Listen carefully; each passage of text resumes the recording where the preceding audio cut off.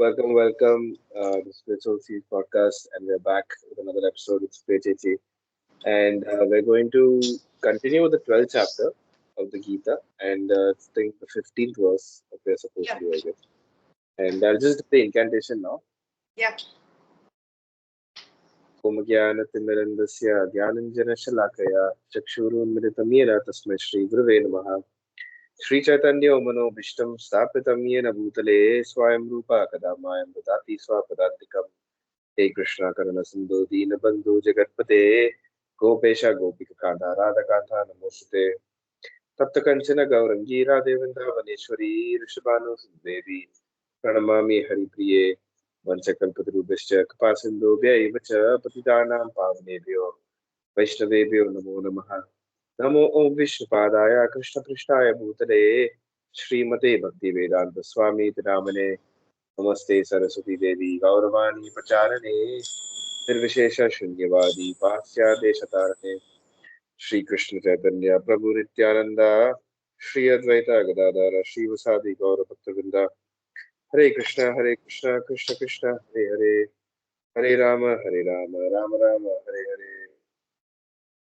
Jaya Raghava Rava Kunja Bihari Jaya Raghava Rava Kunja Bihari Gopi Jana Vallabha Giridhari Gopi Jana Vallabha Giridhari Yashodanandana Braja Jana Ranjana Yashodanandana Braja Jana Yamuna Tira Varshari Yamuna Tira Varshari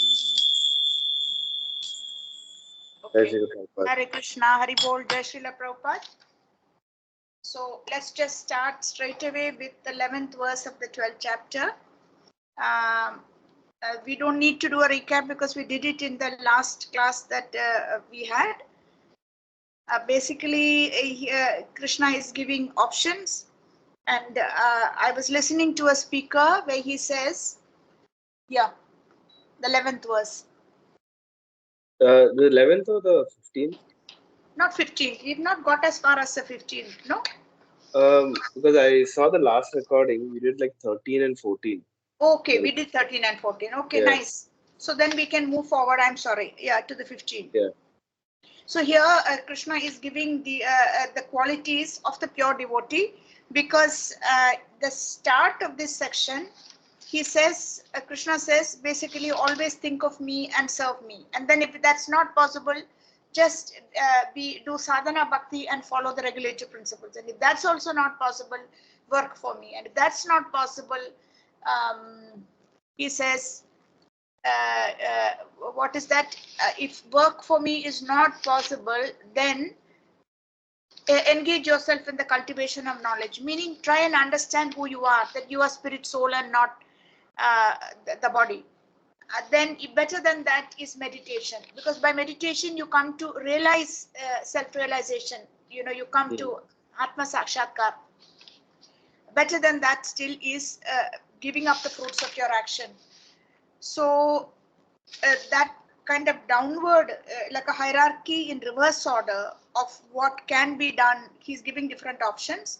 Then the next question, of course, is how to recognize somebody who's actually opted for the topmost option, which is be a pure devotee, think of me, serve me, with your mind always fixed on me. That's what's being described here. 13 and 14 listed some of those qualities.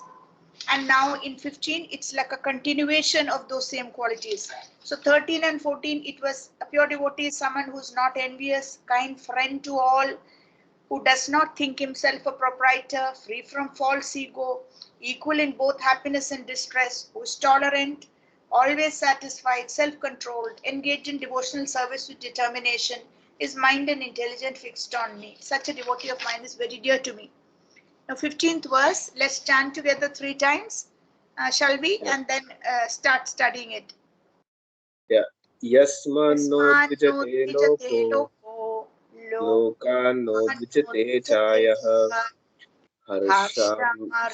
Harshamasha Bhayodvege Mukto Yaha Sacha Me Priyaha Yasmano Dvijate Loko Lokano Dvijate Chayaha Harshamasha Bhayodvege Mukto Yaha Sacha Me Priyaha Yasman Dvijate Loko Lokano Dvijate Chayaha Harshamasha Bhayodvege Mukto Yaha Sacha Me Priyaha. He by whom no one is put into difficulty and who is not disturbed by anyone, who is equipoised in happiness and distress, fear and anxiety is very dear to me. Okay, can you read the purport, please? Yeah, a few of a devotee's qualifications are further being described. No one is put into difficulty, anxiety, fearfulness, or dissatisfaction by such a devotee. Since a devotee is kind to everyone, he does not act in such a way as to put others into anxiety. At the same time, if others try to put a devotee into anxiety, he is not disturbed. It is by the grace of the Lord that he is so practiced that he is not disturbed by any outward disturbance. Actually, because a devotee is always engrossed in Krishna consciousness and engaged in devotional service, such material circumstances cannot move him. Generally, a materialistic person becomes very happy when there is something for his sense gratification and his body. But when he sees that others have something for their sense gratification, he hasn't, he is sorry and envious. When he is expecting some retaliation from an enemy, he is in a state of fear. And when he cannot successfully execute something, he becomes dejected. A devotee who is always transcendental to all these disturbances is very dear to Krishna. Right. So Prabhupada is in a very simple way, explained the very simple and straightforward qualities of a pure devotee. No one is put into difficulty, anxiety, fearfulness, or dissatisfaction by such a devotee. Now here it's like a fine balance, because in his role as a guru, Srila Prabhupada and his representatives, and those of us who sometimes have to take that role, as even a parent will know, sometimes you have to put someone else into difficulty to make them see that they are on a wrong track, isn't it? Hmm. Like you just have to speak harshly. Prabhupada would do it. He would try, because Guru means something that is heavy and grave.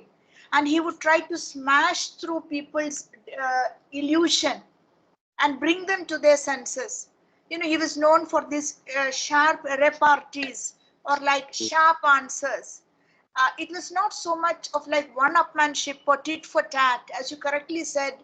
He was not in the mood of putting someone else down to show how superior his intelligence was, but it was genuinely for their own benefit to Yeah. smash. Yeah. Even like Krishna does that to, even when Krishna does that to Arjuna also, when he's explaining to him the Gita as well. He's kind of telling Arjuna, like, you know, he doesn't like, basically, he addresses him in, like when Arjuna asks all these questions, he doesn't say, like, Yeah. Arjuna, why don't you know all this? You should know all these things. You should have the answers to all these questions. I explained once, and at the end of the Gita, he tells Arjuna, like, if you don't understand anything, I'll again repeat it again for you, so that Right. you understand the message. So Correct. as in, Krishna gives that same level of compassion and love, even while he is explaining the Gita, and he is God, and he's like sitting on the, he's accepted the role of a charioteer and all that stuff. Right. Because Yeah. I was listening to this. I think you would have heard about the story from Chaitanya Charitamrita, Yeah. where Mahaprabhu is like, I think he's somewhere in South India or something like that, and he's meets this person who's like illiterate, and he's like got this Gita book with the Upside cover. down. Yeah. I think he's got this book with the cover with Oh, the right. Gita, and then everybody's calling him illiterate, and people are like making fun of him, but he's like crying. And I think Chaitanya Mahaprabhu goes up to him and says, like, why are you crying? What happened? And so Right. then he says, I can't read this book, but when I look at the picture, I'm like, I can't believe that, God is like taken the position of a charioteer and Hmm. he's accepted that position as a charioteer, like, Right, right. I know this. Yeah. He's so humbleness. moved by that. Yeah. Yeah. That humbleness of, even God to be able to come down to that, even Krishna being born as a cowherd boy, to accept that position also for any, I would say, any ordinary person, they will have so many issues with being like put into a lower caste. Everybody wants to be born into a higher caste. But Right. yes, for Krishna, it didn't matter which caste Mm, you were born into, which, uh, right. he didn't, in the end, he did what he needed to do. And it was just pure love in the end that won at the end, nothing more. Mm, Yeah. yeah. But just to link up with what you've said and with this point that Yeah. a pure devotee doesn't put anyone into difficulty, anxiety, fearfulness, or dissatisfaction. I'm just contesting that a little bit Hmm. because in the role of Guru, Srila Prabhupada often had to say harsh things that did put Yeah. people into a state of anxiety. Like, am I wasting my life? What should I do? Should I do a U turn and change direction? That was in a healthy way. He would cause some inconvenience to get them thinking and to come to the actual goal of life. Because Hmm. I am making a point to contend or contest this because now there is too much emphasis on being politically correct. Hmm. So it's like an inhibiting factor even for earnest, straightforward preachers and teachers. You can never say anything which is not politically correct. I mean, my friend who lives abroad was saying you're so scared to talk because you don't know what they'll catch hold of and say it is politically not correct. Yeah. You're scared to just express your views and just be natural even with people you know well in the Hmm. community. So it's now like it's being carried too far. It's a way of silencing you. That Hmm. Srila Prabhupada would cut through all that and just get straight to the point, no? So, right. Can we start the next? Can we do? Because this is a short chapter. We are only 4 verses away from the end of the chapter. We've been dragging on this chapter for such a For long a time. long time. We might be able to finish it today. Yeah. Yeah. Okay, go on. Chapter 16. 12 to 16. Yeah. Anapekshaha Yeshu suchidaksha Daksha dasino Udasino gatavyataha Gatavyataha sarvarambha Sarvarambha parityagi Parityagi yo Yo madbhaktaha Madbhakta same Same priyaha Priya anapekshaha Anapeksha suchidaksha Shuchirdaksha udasino Udasino gatavyataha Gatavyataha sarvarambha Sarvarambha parityagi Parityagi yo Yo madbhaktaha Madbhakta same Same priyaha Priya अनापेक्षाः Anapeksha सुचिर्दक्षः Shuchirdaksha उदासीनो Udasino गताव्यतः Gatavyataha सर्वारम्भः Sarvarambha परित्यागी Parityagi Yo मद्भक्तः समे Madbhakta प्रियः. Same Priya. So just word for word, because in this context it's important, the word for word meanings, since these are specific and various qualities of a pure devotee. Anapeksha, neutral, doesn't take sides. Like you were saying, you prefer your nature is centrist. You don't like to go too far to the left or it's balanced. Shuchi, pure. We know Shuchi Muchi. Muchi is impure, Shuchi is pure. Daksha, expert. Udasina, free from care. Udasina. Actually, Udasina again means neutral. Anyway, free from care. Gata Vyataha, freed from all distress. Sarvarambha, of all endeavors. Parityagi, renounced. Yah, anyone who. Mad Bhakta, my devotee. Sa, he, me, to me, Priya is very dear. My devotee who is not dependent, my devotee who is not dependent on the ordinary course of activities. Right. Who is pure, expert, without cares, free from all pains, and not striving from some result is very dear to me. Who is not dependent on the ordinary course of activities. Let's see how Prabhupada explains this. Can you read the purport, please? Yeah, money may be offered to a devotee, but he should not struggle to acquire it. If automatically by the grace of the Supreme money comes to him, he is not agitated. Naturally, a devotee takes a bath at least twice in a day and rises early in the morning for devotional service. Thus, he is naturally clean both inwardly and outwardly. A devotee is always expert because he fully knows the essence of all activities of life and he is convinced of the authoritative scriptures. A devotee never takes the part of a particular party, therefore he is carefree. He is never pained because he is free from all designations. He knows that his body is a designation, so if there are some bodily pains, he is free. The pure devotee does not endeavor for anything which is against the principles of devotional service. For example, constructing a big building requires great energy, and a devotee does not take to such business if it does not benefit him by advancing his devotional service. He may construct a temple for the Lord, and for that he may take all kinds of anxiety, but he does not construct a big house for his personal relations. Okay, money may be offered to a devotee, but he should not struggle in the sense, of course, one has to put in struggle to get one's bread and butter, but to struggle for money beyond one's bread and butter and beyond what's like a safe margin for saving, or to go mad after money, to do different things just to get more and more money. It is normally a devotee won't do it because they will, again, like you said, there has to be some balance and neutrality Hmm. to the endeavor to maintain oneself, given all the pressures that we are under in this material world. But he has to be neutral, but he should not struggle to acquire it, because the more one struggles after these things, the more one goes away from the spiritual path. If automatically by the grace of the Supreme money comes to him, he is not agitated. Naturally, a devotee takes a bath at least twice in a day. Actually, I found a big, huge difference apart from the morning bath now, because it's so hot. You go out and do a lot of stuff and come back in the afternoon. And sometimes, like you say, you're starving and just want to sit and eat. If somehow I can take a light shower and then Hmm. sit down and eat, after a little nap, I am back and fit to do more reading or studying or solving problems domestic. So whereas if I don't take a second bath in the afternoon, and just go very tired with all the negative energy of where I've gone in solving, buying things, etc., arguing with gas counters, and come back and eat and go to sleep, I get up feeling groggy and need to sleep longer. So this bath is really something crucial. We just take Hmm. it for granted nowadays. And if that afternoon bath is not possible, I have not gone out, then certainly in the evening or at least before I go to sleep, because it again helps the sleep so much. Takes a bath at least twice a day, rises early in the morning for devotional service. Thus, he is naturally clean inwardly, outwardly. When we come to chapter 14, it's very interesting because he talks about how when we act in the three different modes and what results we Hmm. get.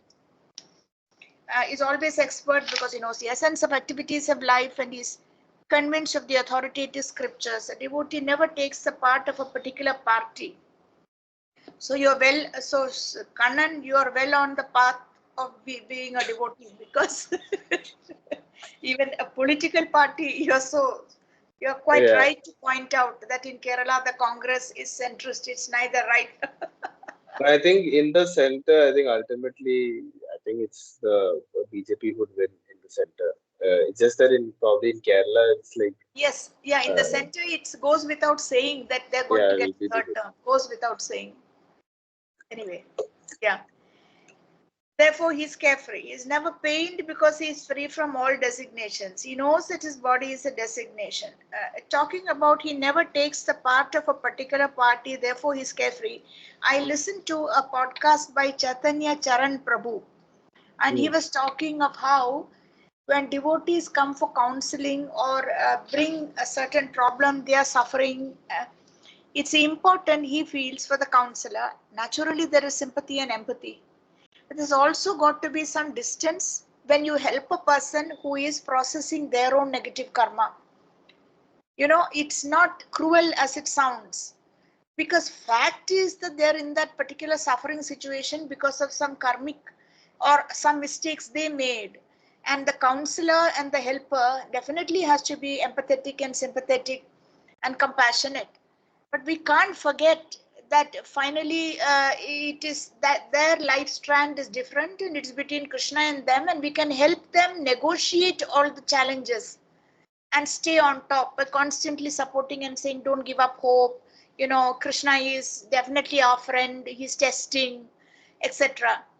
But that is important, not to take the side of any party, especially if they're bringing a problem where some other devotee has caused harm to them. It's more crucial at that time. Yeah. And also, kind of, just to maybe add, like the minute we take sides, not just like political party, but in general, I've seen like some people, even in my work, sometimes will say like, "Oh, you have to pick a side."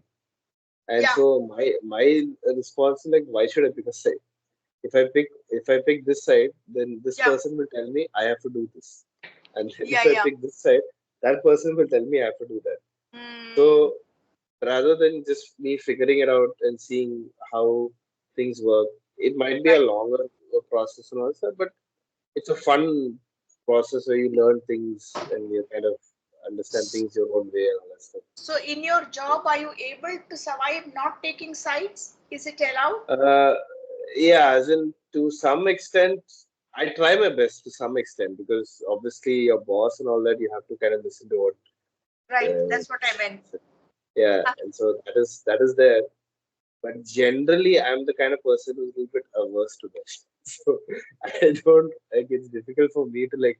I'll try my best because I like to be like neutral to most people. To Uh-huh. most people that are there. Because I've seen people like when they tend to have like a certain fixed mindset that Yeah. they can sometimes be a little bit closed on some level. Like They they can be a can little bit. like Please repeat that. close, like Close closed. So to like new ideas and to yeah. new ideas and stuff. So and I've also found that the more like I may have some ideas about philosophy and how things work and all stuff. I have found that if I can keep a slightly neutral position or something or stuff, I'm able to like explain my ideas to more people or explain my thought processes to more You people. mean they will be more receptive to you. You can Yeah, connect easier. Yeah. yeah. So to So both types of people, like in one sense, and and then also, sorry, and then gain like some knowledge from them also, their right. ideas, perspective. I mean, I'm just saying that's what I feel like. Okay. Thank you.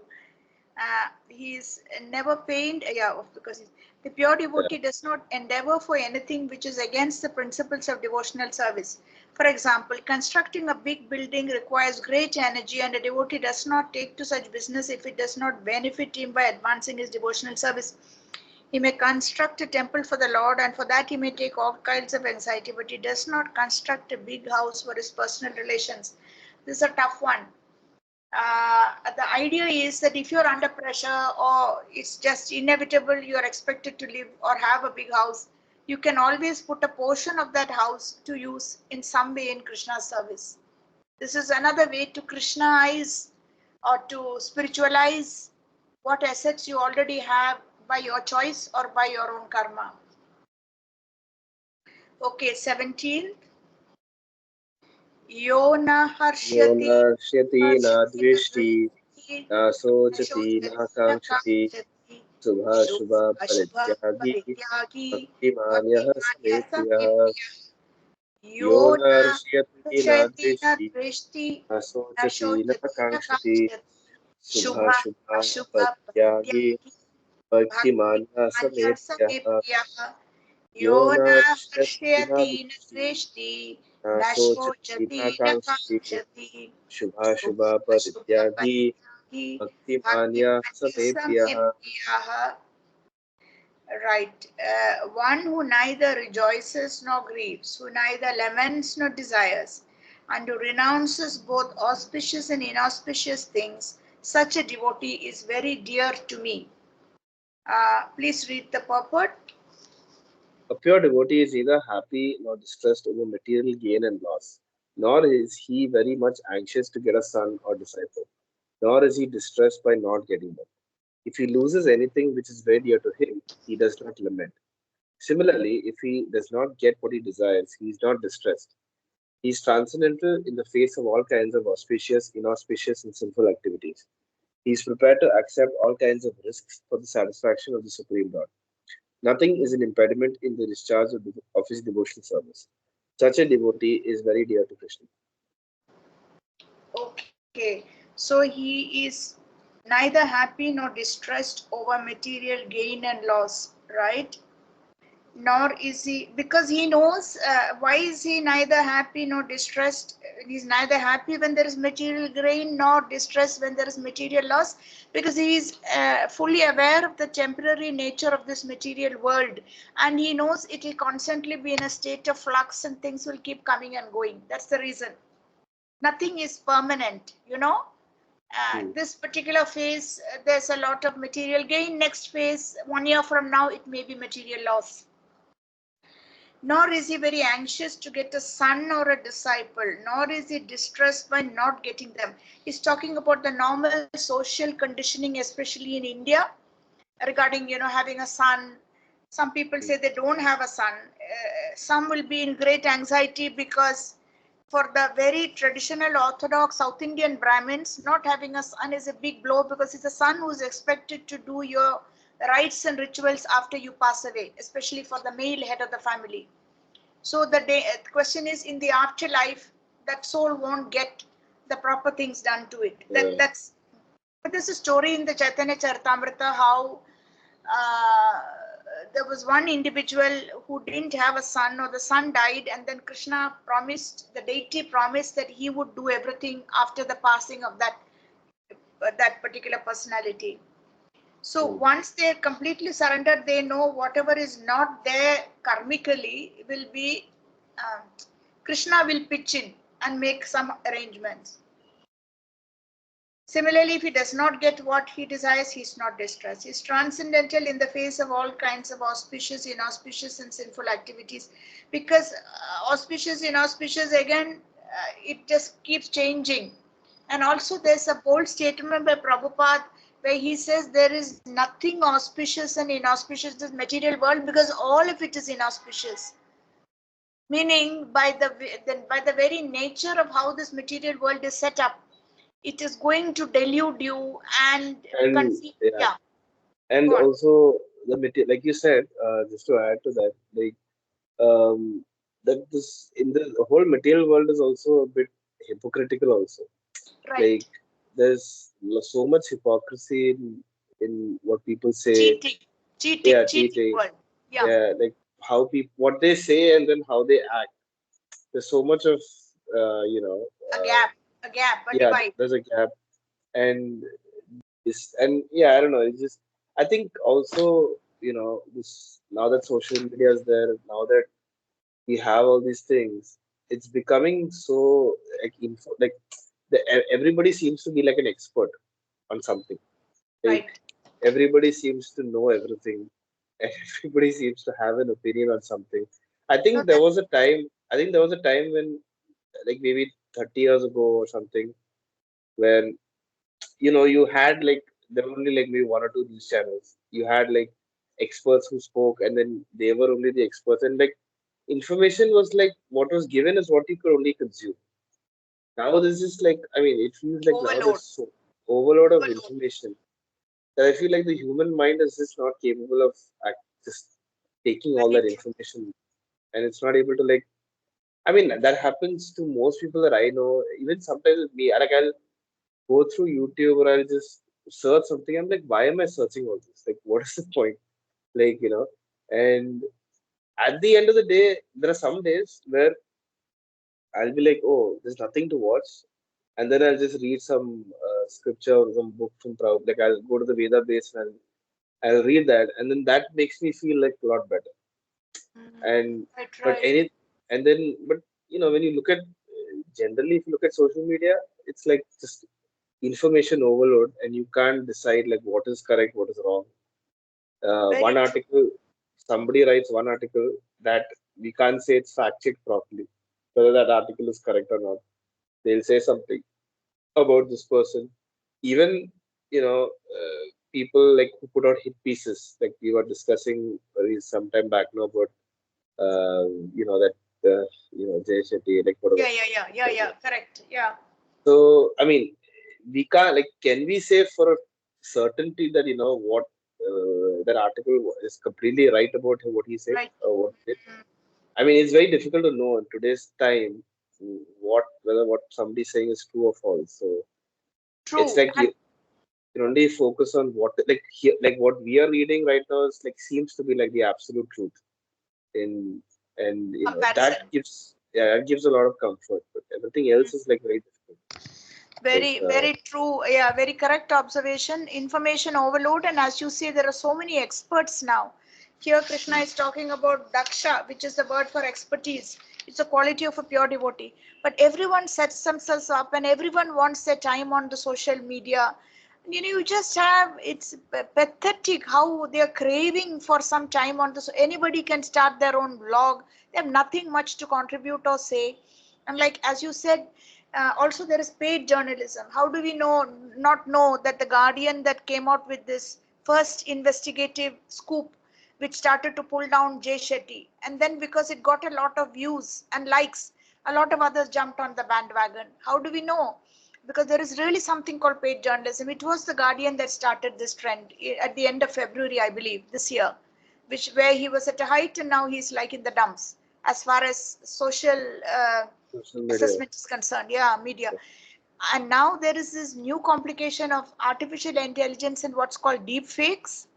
So Hmm. how do we even know what it Yeah, is? You're that's absolutely right. that's Yeah. that's actually, there's a software that is able to create a song. Like they're able to take, like there's an AI tool that's able to create a new song using the voice of, like, artists. Like, they can literally create a new song of an artist without the artist actually creating it, because of all the vocals and the voice and all that of the Oh, artists that have they created. So they can create, the AI can literally create a new song from that. Not just that, like now, like you said, deep fake and all that has got to the point where you can insert somebody's photo into like some kind of a situation situation, where and their entire life, and everybody in the world will just think, oh yeah, that's what happened. Like very scary. that it must be true, and your life will get spoiled and destroyed as Absolutely, this. very scary, very, it's a huge challenge. Even I think for the courts and the judiciary to know, you're looking at crime scenes, you're looking at evidence, who was there, who wasn't there, everything can be doctored and faked.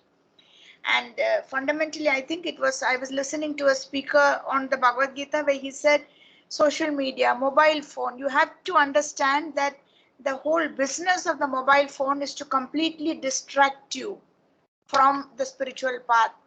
It is because because there is, I don't know if it's what's called artificial intelligence inside the phone. It's built in such a way, you look up one thing, then it will immediately start popping up connected attractive videos about that person, news articles about that person, about that place, videos. So it is to hook you and completely addict you to it, so that you then don't want to leave. Because there is say I look up something on Raniket, or there's another hill station called Mukteshwar.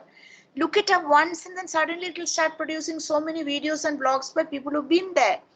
I might have got what information I wanted, that in a certain month or whatever is the temperature, climate, how to plan a trip next year, and so on.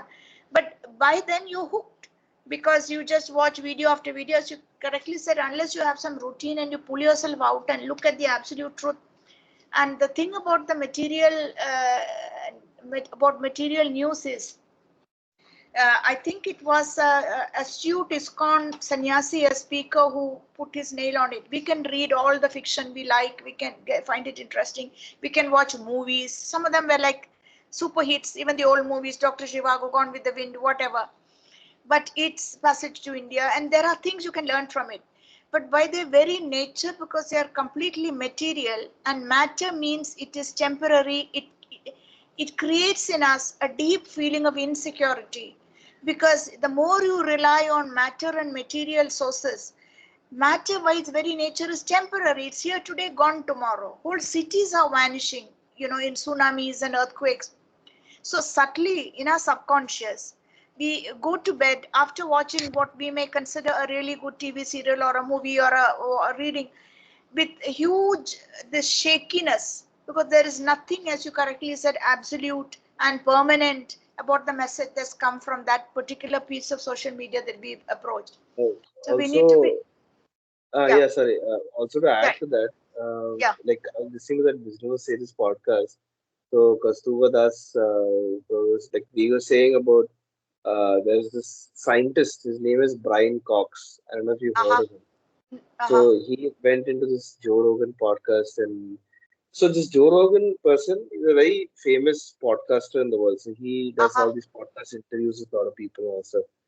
So one of the and Kaustubha Das Prabhu and Raghunath Prabhu, like they're all from America, right? So Right. they're more exposed to the American podcast space, and they reference a Right. lot of what guests that he has and all that stuff. And this Right. Joe Rogan not a devotee or anything, but this Okay. Raghunath guy has gone into his podcast once. They've done a podcast together and all that stuff.